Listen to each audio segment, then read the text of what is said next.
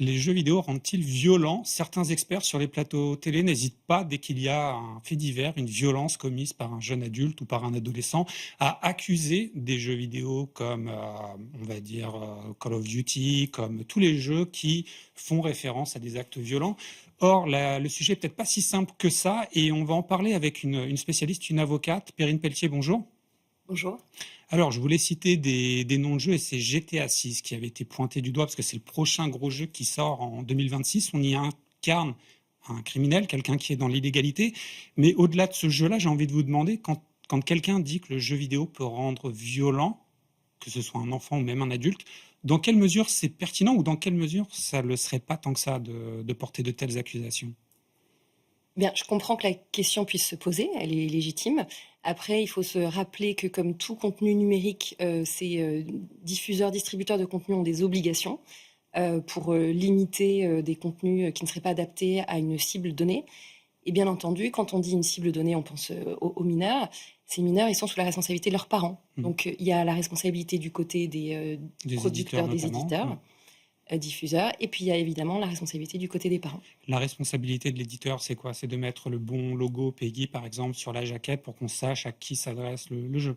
Alors en matière de jeux vidéo, effectivement, cette, classification, des jeux permet, de, manière assez visuelle et quasi ludique, y compris pour, les jeunes du coup, de pouvoir, se référer à des petits logos, pour comprendre, la nature Pour du la contenu. tranche d'âge et le niveau de violence qui est Exactement. représenté. Selon le contenu et selon l'âge. Il y a cette double classification. C'est une classification européenne, donc elle a le mérite d'être, assez harmonisée. Et puis, bien entendu, il y a l'obligation aussi d'indiquer, les contenus qui ne seraient pas, adaptés aux mineurs, donc avec vraiment cette, distinction propre, Mmh. à la majorité, Sur un plan numérique. légal. Mmh.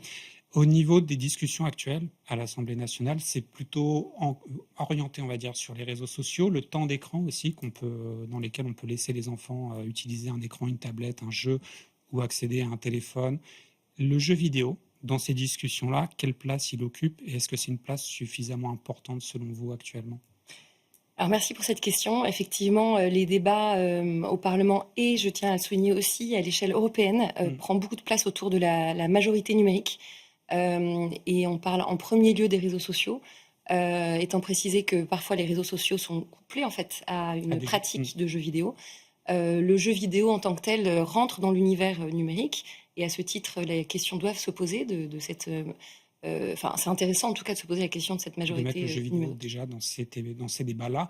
D'ailleurs, on le rappelle, PEGI, c'est une classification à l'échelle européenne. Tout à Donc, ça fait. veut dire qu'au niveau européen, il y a vraiment des choses déjà qui existent. En fait, il y a un gros enjeu, d'organisation, on va dire, de l'accès au contenu numérique à l'échelle européenne. Et il y a une accélération en France parce que la France s'est, engagée à traiter ce sujet en termes de santé publique, en termes de responsabilité sociale. Donc c'est très intéressant, cette volonté, politique de faire Mmh. de ce sujet de la majorité numérique, un sujet, à fort enjeu, et ça doit s'articuler évidemment avec ce qui se fait, à l'échelle européenne. On a beaucoup de réglementations en ce moment, à l'échelle européenne. Vous avez sans doute entendu parler des DMA, des Mmh. SA. On a aussi une réglementation sur l'IA qui est Qui susceptible pose de d'impacter. sacrés enjeux en termes de création de contenu qu'on ne contrôle pas forcément quand on est le créateur du jeu, par exemple, grâce à l'IA ou Voilà. grâce ou à cause de l'IA En générative. fait, vous mettez le doigt sur l'IA générative notamment, qui est cette technologie hyper poussée qui permet de générer des contenus à la fois très très créatifs. Donc c'est dans le secteur du jeu vidéo, évidemment, ça prend beaucoup Mmh. d'ampleur. Ça peut être aussi améliorer l'expérience du joueur grâce à Plus cette de IA. richesse de dialogue, de situation. Exactement. Et par contre, ça peut créer aussi des mécanismes d'addiction au jeu. Je crois que ça s'appelle les dark patterns, c'est ça, où le joueur, en fait, il est ancré dans un mécanisme où il sort plus de son jeu. De son jeu. En effet, Dark Pattern, c'est ce qu'on appelle une présentation de la plateforme de manière manipulée, enfin, qui ferait perdre à l'utilisateur son discernement pour prendre des décisions.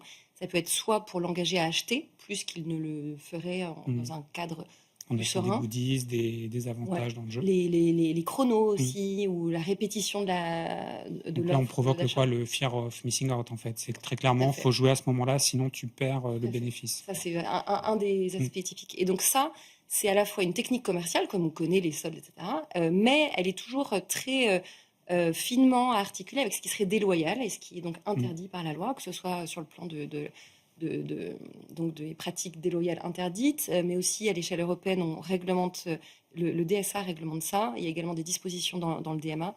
Et il y a des dispositions, je pense qu'on peut évoquer aussi rapidement le AI Act, donc le règlement en matière d'intelligence artificielle qui vise spécifiquement des contenus à destination des mineurs qui pourraient donc être Mais considérés à risque. justement, là, on parle beaucoup de réglementation, de texte. Souvent, avec l'IA, les textes vont pas aussi vite que le développement de la technologie. Mais il y a un point qu'on n'aborde peut-être pas assez dans les débats, c'est le rôle des parents. C'est-à-dire que pour prévenir les mauvaises pratiques, quel doit être le rôle des parents en amont pour contrôler la manière de jouer aux jeux vidéo de leurs enfants? Alors c'est une excellente question. Effectivement, comme on disait en intro, il y a cette double responsabilité. Le producteur de contenu, et bien entendu, la personne responsable du mineur, c'est quand même le parent. Donc il est largement recommandé d'inviter le parent à accompagner son enfant, que ce soit évidemment dans les jeux vidéo, mais d'une manière générale, l'accès aux réseaux sociaux, contenu audiovisuel, etc.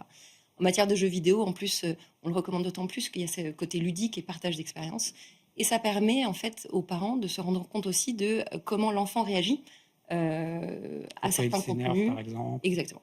Donc il y a pas mal de bonnes pratiques qui sont déjà connues, hein, et là je vous renvoie à des recommandations, que ce soit de la CNIL ou il y a pas mal de supports qui font des recommandations de limiter le temps d'écran au moment où l'enfant Contrôler les contenus auxquels on leur donne accès, jouer avec eux aussi, ça peut jouer être une avec eux, solution. vraiment. Ouais, jouer avec eux, ça c'est courant parmi les. Enfin, c'est une pratique recommandée et C'est moins facile si le parent n'est pas un amateur de jeux vidéo, mais c'est un effort à faire et qui en vaut la peine.